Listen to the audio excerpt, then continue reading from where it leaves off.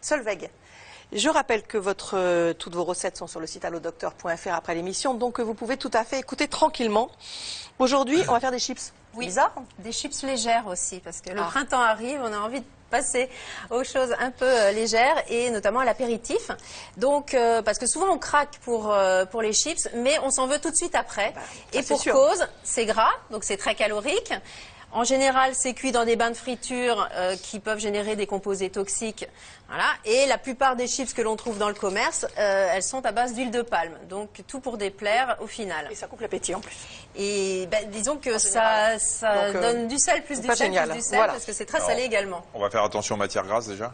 Alors, on va faire attention à la quantité de matière grasse. Donc, on va voir comment on procède pour ne pas les imbiber trop. Donc, pas de bain de friture. On va faire attention à la qualité des graisses. On va être plutôt sur des huiles de qualité, type huile d'olive ou des mélanges d'huile. Et puis, on va être aussi attentif à la cuisson, puisque là, on va être sur de la basse température et on va faire ça au four pour déshydrater finalement les légumes. Et quand même dans le commerce, il y a des chips, des chips light et des chips de légumes. Alors, il y a des chips allégés. Donc, il faut savoir qu'un paquet de chips classique, c'est 35 à 40% de lipides, donc de matière grasse. Dans les versions allégées, on est à 25%. Et finalement, les chips de légumes que j'ai trouvées dans le commerce sont également à 25%. Donc, l'économie sur le gras n'est pas énorme. En revanche, celle que l'on va faire, on va être entre 0 et 4% suivant si on met des chipouignes. C'est rien du tout. Alors, comment on prépare ça? Alors, on prépare. Alors, il faut prendre les légumes que l'on a envie. Donc, légumes crus qu'on va peler, essuyer et ensuite émincer. Donc, on va émincer, si possible, avec une mandoline comme vous avez devant vous, Michel. Et l'intérêt de ça coûte cher. Mais... Une bonne mandoline, c'est 100 €. Voilà, mais ça évite de Sinon, celles qui sont à 20 €, etc., au bout d'un moment, la lame, elle tient plus. Et puis, vous avez tendance à vous couper les doigts. Et là, vous avez un système de sécurité. Vous allez piquer éventuellement la pomme de terre ou le légume avec. Et du coup, vous ne risquez pas de vous faire des chips de doigts. Alors, on va faire des lamelles très fines avec la mandoline. Si, au pire, on n'a pas investi, bien sûr, dans une mandoline, on va faire des chips un peu plus épaisses au couteau. Ça changera au niveau du temps de cuisson. Et il faut prendre ça, Michel. Ça marche comment? Non, mais au début de la pomme de terre, voilà. Donc on appuie bien fort et voilà, on a des lamelles de 2 mm à peu près, c'est l'idéal. C'est vrai en plus. On peut prendre... Ouais, c'est génial. Voilà, donc tous les légumes. Alors on peut prendre bien sûr la pomme de terre qui contient un peu plus d'amidon, mais on peut prendre... Alors moi j'ai fait aussi avec la betterave crue. Vous en trouvez maintenant au marché assez facilement. Oui. Vous avez aussi l'aubergine, vous pouvez faire ça avec des carottes. Les panais, j'ai ramené du panais, j'ai fait des chips aussi avec du panais. C'est les légumes oubliés. Voilà, c'est revenu à la mode, donc ça donne beaucoup plus de goût effectivement dans les chips. Il ne fait jamais les courses.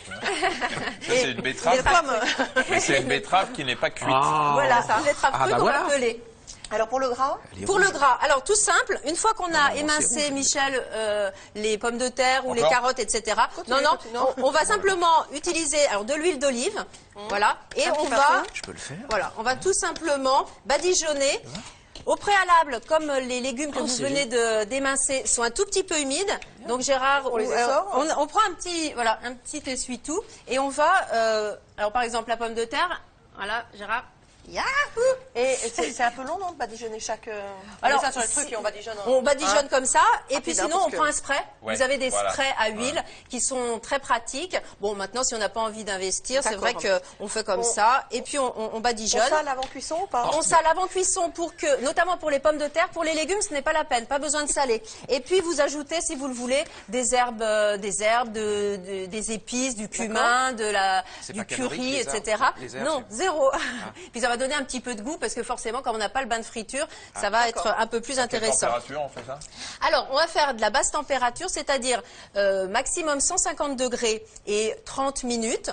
Vous surveillez quand même parce qu'on va mettre ça sur une plaque de cuisson en silicone ou sur une plaque à pâtisserie avec un papier sulfurisé comme ça. Donc, vous étalez vos tranches. Et si vous voulez faire plus bas, vous pouvez descendre à 100 degrés et prolonger à 45 minutes. Il faut les faire au dernier moment. Alors oui, parce que moi je les ai fait d'avance, donc ça se ramollit un petit peu. Donc idéalement, vous avez vos invités, avant l'apéritif, une demi-heure, vous lancez votre cuisson. Vous pouvez les avoir émincés au préalable. Vous pouvez à ce moment-là utiliser un petit peu de jus de citron pour pas que ça noircisse. Et avec une petite sauce, vous servez ça? Alors moi je sers ça avec une petite sauce, voilà, à base de laitage, d'herbes, de moutarde, donc une petite sauce légère. Et puis vous pouvez tremper vos différentes chips dedans.